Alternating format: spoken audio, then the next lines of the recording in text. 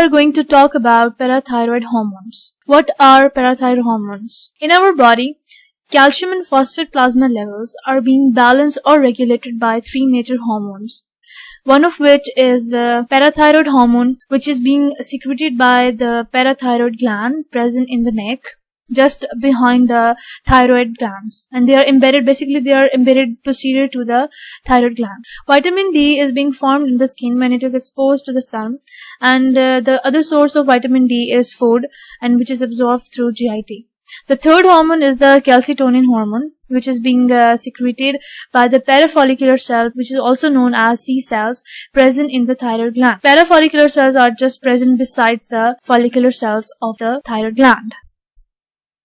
Now we will discuss about the plasma levels in our body. Calcium and phosphate are present in the bloodstream. Calcium levels are 8.5 to 10 mg per deciliter, while phosphates are 3 to 4 mg per deciliter. In order to balance the calcium and phosphate level in blood, these hormones will help. Parathyroid hormone and vitamin D will increase the calcium and phosphate in blood, while calcitonin will decrease the calcium and phosphate level in the blood. We will discuss later about how they regulate the calcium and phosphate in the blood. Moving on to the extracellular calcium. It is very important to know that how many kind of calcium present in our body and how they are functional. First is the diffusible and the other is a non-diffusible. Diffusible, basically the certain percentage of a calcium present in the body. 50% of calcium is diffusible, and which means that it is a free ionized calcium, and it helps in the action potential of the neurons and the contraction of skeletal and cardiac and smooth muscles. Here I'm drawing the skeletal, then the smooth muscle, and it's the cardiac muscle. It also helps in the hormone secretion and blood coagulation, and all of which tightly regulated by the enzymes and hormones. The other kind of calcium is the non-diffusible, which is a 41% of the body. It is actually bound to the albumin protein, and calcium is bound to large negatively charged molecules like albumin proteins, due to which it is not diffusible. So it means it is not involved in any cellular processes.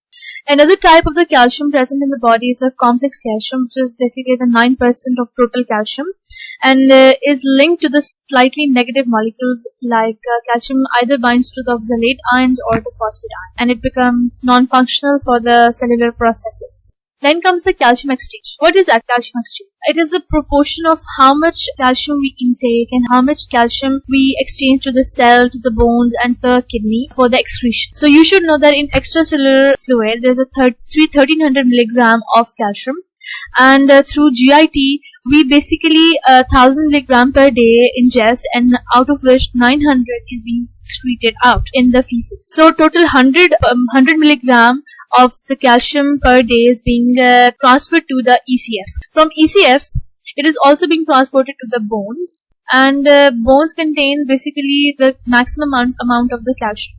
So there is an equal proportion of exchange between the bone and the ECF, which is 500 mg.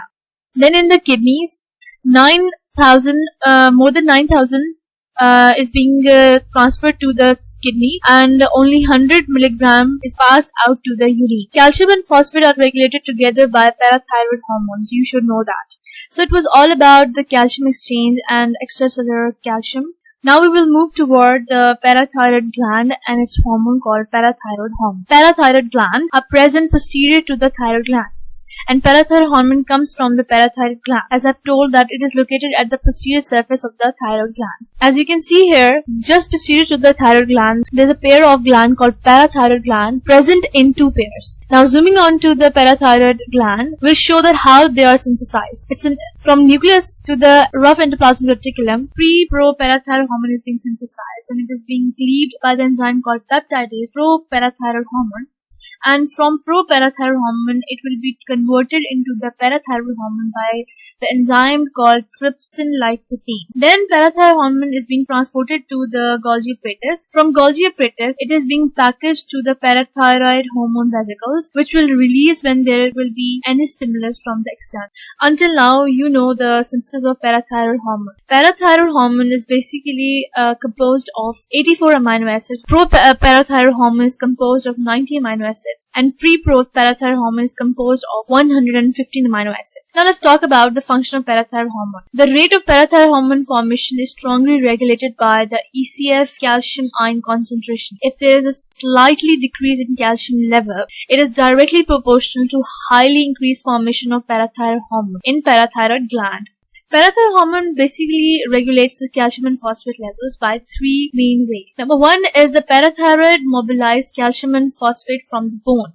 As I'm drawing the bone here, I'm zooming on the cells of bone. There's a cell present in called osteoblast. Parathyroid hormone binds to its receptor on osteoblast in bone, which releases the cytokines called RANKL, which is a receptor activator nucleocapsid ligand, and MCSF, which is a macrophage colony stimulating factor. Both of these cytokines will cause macrophage precursor to fuse together to form osteoclast. So you know that how the parathyroid hormone comes and binds to the bone, and how it mobilizes the calcium and phosphate from the bone, and how it causes the cytokines to release and to form osteoclast, which is a bone-eating cell. Osteoclast will mobilize the calcium and phosphate into the bloodstream, as it is a bone-eating cell. So you know the first function of the parathyroid hormone, which is basically to mobilize the calcium and phosphate from the bone to the blood in order to balance the calcium and phosphate levels. Now moving on to the second function of the parathyroid hormone. Parathyroid hormone decreases the renal excretion and increases the phosphate excretion.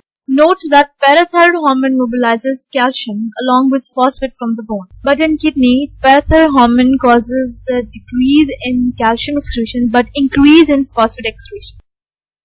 In a kidney nephron, it acts upon the PCT and DCT. PCT is the proximal distal convoluted tubule, while the DCT is the distal convoluted tubule of the nephron. So here I'm drawing the cells of PCT. Phosphate in the nephron will not be reabsorbed because the parathyroid hormone will bind to it and causes the increased phosphate excretion. So parathyroid hormone stops the tubular cells from reabsorbing phosphate from the filtrate and pass it to the urine. This will cause the phosphaturia.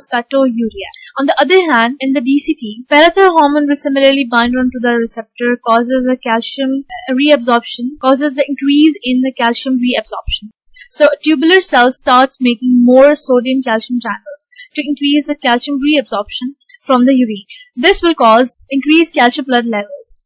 Third function of the parathyroid hormone is along with the vitamin D. Actually, parathyroid hormone function is to convert the precursor of vitamin D into the active vitamin D present in the skin and the kidney. So I'll show you how it is converted into the active vitamin D. The sources of vitamin D are the skin, as I have told before, that when the skin is exposed to the sun, it causes the vitamin D formation. And another source is the food. So both of these sources will form the cholecalciferol, which is a D3, and it will convert it into the vitamin D, which will causes the increased level of calcium in the blood.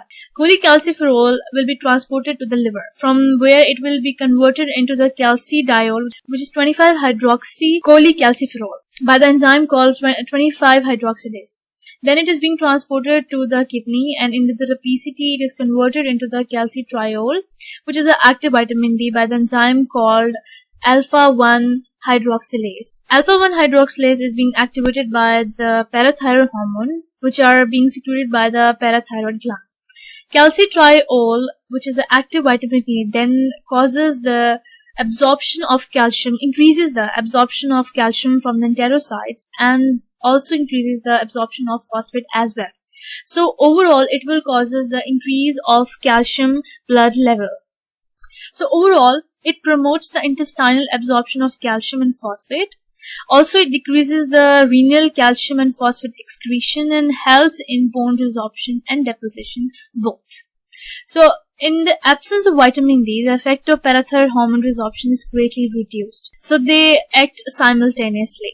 Extreme quantity of vitamin D causes the resorption of bone, but smaller amount of vitamin promotes bone calcification. Up till now, we have done that how parathyroid hormone and vitamin D helps to regulate the calcium level by increasing the calcium absorption from the intestine, by decreasing the excretion of calcium from the kidneys, and how they increases the bone resorption in order to maintain the blood calcium level. levels. Another very important hormone now we are going to study is calcitonin. Calcitonin is being triggered. Actually, increased extracellular calcium concentration stimulate the calcitonin secretion, which lowers the blood calcium level.